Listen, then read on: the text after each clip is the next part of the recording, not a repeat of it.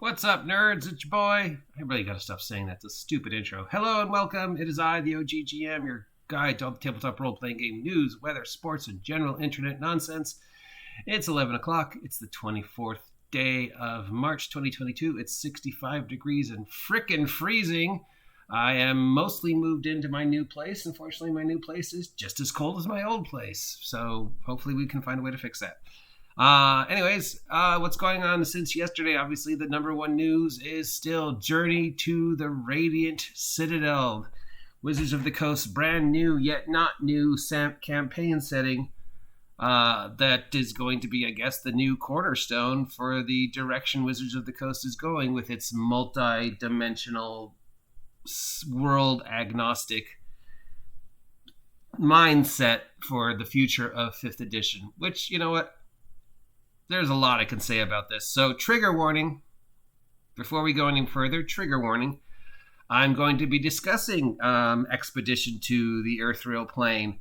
And some of my thoughts on this might be less than favorable. Some of the things I say you might take the wrong way. I've already received several rather hostile assaults against me on the old webpage because I was, talking about this and talking about how people are reacting.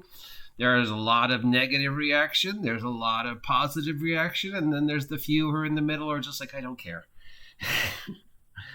At this point, just let them do whatever they want. It doesn't really affect me anymore.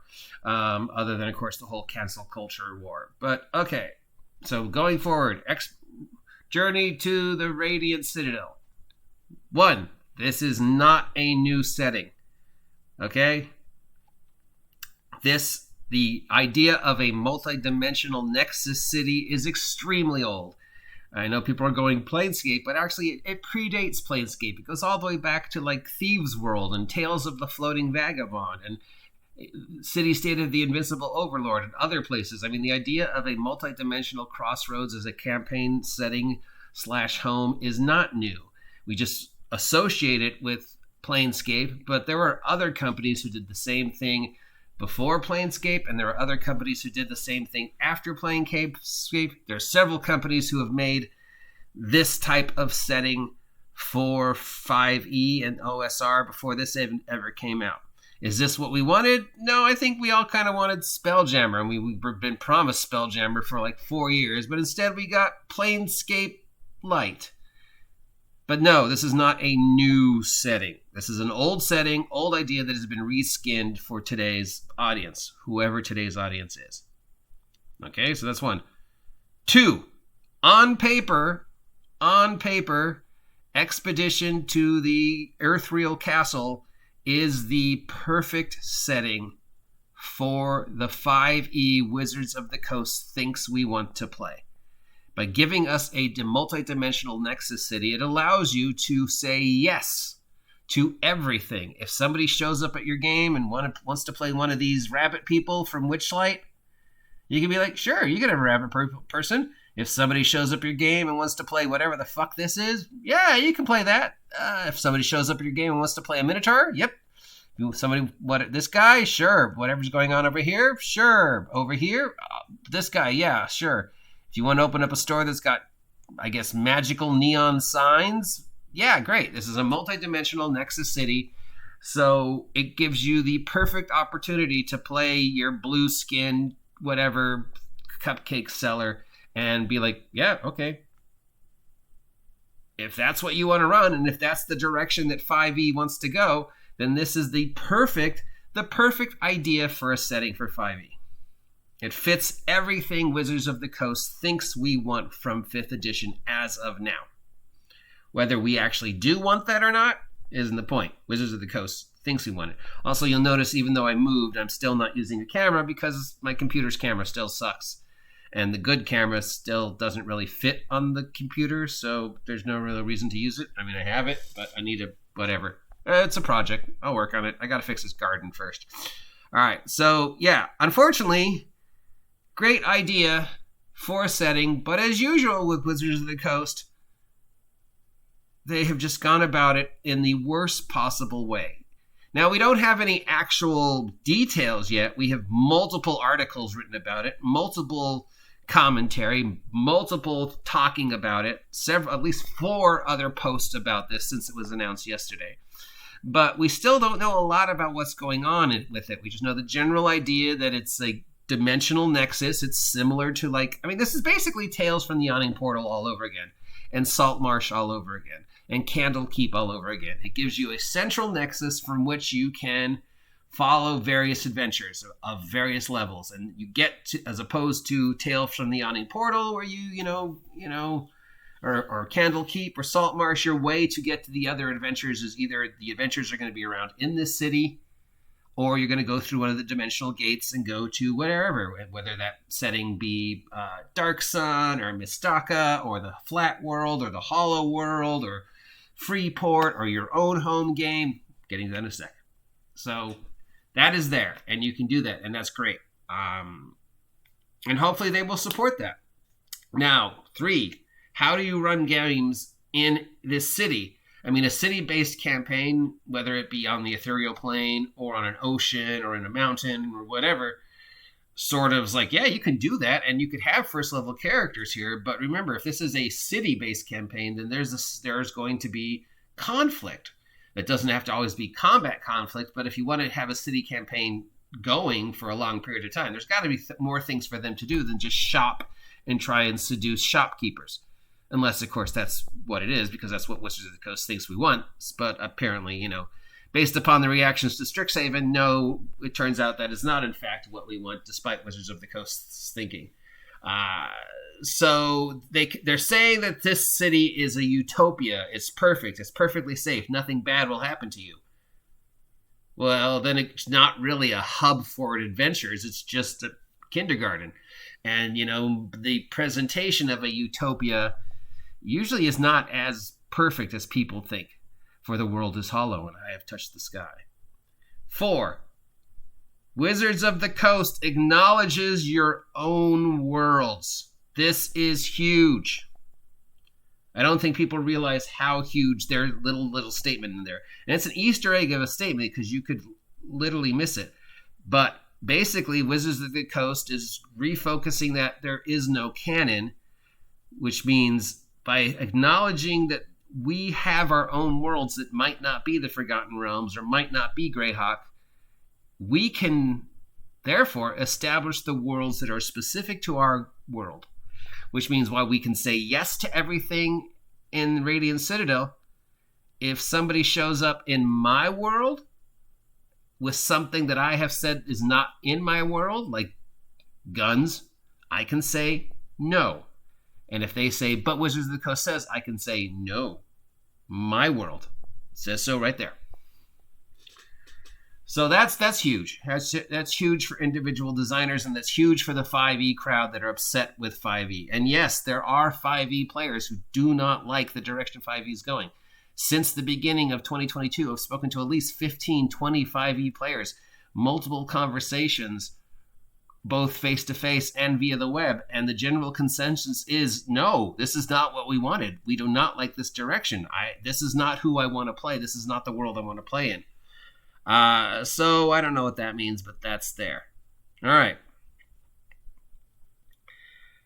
So in closing, great idea for a setting. It is the perfect setting for 5e. Just the way Wizards of the Coast is presenting it is just going to be a mess, and we're going to be complaining about it. But then we'll stop. I mean, let's face it. A couple weeks ago, we were complaining about Mordecaians and everything that was wrong about Mordecaians, and we were angry and upset about Mordecaians, and then we stopped. But for everybody that was angry and upset, there was somebody else just going, Mordecaian's great, Mordecaian's great. This is, the pillars of social interaction. This is the D&D Gygax wanted. This is the best thing to happen to D&D since the Six-Sider. And then it just stopped. Same with Strixhaven, there was one group of people who were like, Strixhaven is the stupidest thing ever. I don't want to roleplay in Harry Potter D&D. And then there's another group of people going, Strixhaven is the best thing ever. This is the best thing D&D. This is the single greatest D&D game. This is what Gary wanted. I mean, the pillars of social interaction. This is D&D for 2022. And then those stopped. I mean, there was a guy who was posting like 15 videos a day talking about how great Strixhaven was, how it fucking saved D&D. And now he stopped. Now he's talking about the Ukraine. He's completely stopped shilling Strixhaven. And before that, it was Canfdelkeep. We were all upset about Canfdelkeep and the representation and everything. And then nothing came of that. People stopped talking about Canfdelkeep. Ravenloft. We were all upset about Ravenloft and what they did with Ravenloft. And oh my God, how dare you change the story and how dare you change the lore. And God damn you, Wizards of the Coast. And the other half is going, this is the best Ravenloft ever. This is the Ravenloft I've always wanted. This is the greatest thing Wizards of the Coast ever did. And then nothing. It's like Ravenloft's just gone. It's like Strixhaven is just gone. It's like Witchlight, all the complaints we had about Witchlight and all the good things people were saying about Witchlight, gone. Strixhaven, all the bad things and the complaints where people were saying about Strixhaven and all the great stuff people were saying about Strixhaven, gone. Mordekainen's gone. It's like it's just completely vanished from the collective consciousness of gaming. And that's because Wizards of the Coast doesn't support the product. They put the product out, they shove it down your throat, and then they just sort of back away and further and refuse to acknowledge it after that. And people are going to say what they're going to say, whether that be positive or negative, but without any input from Wizards of the Coast, that just sort of peters off. And then we just wait for the next thing to either be upset about, like this, or to be like, oh, wow, this is great. And in the last 24 hours, yes, there are people who are very upset about this for various reasons. And there are people who are like, this is great. And people are like selling to me, oh, this is great. This is new D&D. You need to stop complaining about the old days and accept the new D&D. And I'm like, I would accept the new D&D if it was good. Okay, but, you know, what they did to Ravenloft was awful and unnecessary. Witchlight on paper, great idea. The actual presentation of Witchlight, horrible. Strixhaven on paper, great idea. Not a new idea in any way, shape, or form. The idea of Magic School dates back to the 60s. On paper, actual presentation, awful. Giving us a new monster manual, great. Mordekainen's was perfect. Great, what a great idea. Catching up, you know, presenting every playable race and every new monster that has been presented in every module since day one in one cohesive place. Great. This is great. Thank you. And it'll be backwards compatible? Great. Except, of course, it's not backwards compatible, and it's a mess. And it made rules where people are like, what? And then now people have forgotten about it. And again, with this, yesterday people are like, oh, blah, blah, blah, this, or blah, blah, blah, that. And, you know, within 2 weeks, people are going to be like, what was I talking about? And now moving on to the controversy. So once again, trigger warning, if this is a topic that upsets you, I apologize. But we have to mention it because it is the thing that Wizards of the Coast is flying their flag behind. And that is that every single solitary contributor associated with Journey Through the Radiant Citadel is a person of color. Wizards of the Coast has gone out of their way to make sure multiple times in the last 24 hours that we know that everybody associated with it was a person of color. We have done our inclusive hiring. We have gotten rid of our previous, you know, method of hiring. Everybody who's associated with this is a person of color. Why do I need to know this, Wizards of the Coast? And again, I know this is going to upset people, so I apologize. I'm not trying to be an idiot, but I am an idiot. Why do I need to know that everybody associated with this book is a person of color? Why would that make any difference? I don't care what the color of their skin is. All I care about is if they're going to create a good product or not, if this is going to be what I want it to be, or if it's going to be crap. If their writing's good, I don't care what they look like. They could be fucking on fire or a piece of toast as long as the writing's good. Is the writing's awful and the story is awful and the product's awful, then again, I'm not going to blame them because of the color of the skin. I'm going to blame them because they were awful writers. Why is Wizards of the Coast shoving this idea down our throat? Why do we need to know this? It has no bearings on the adventures or the setting.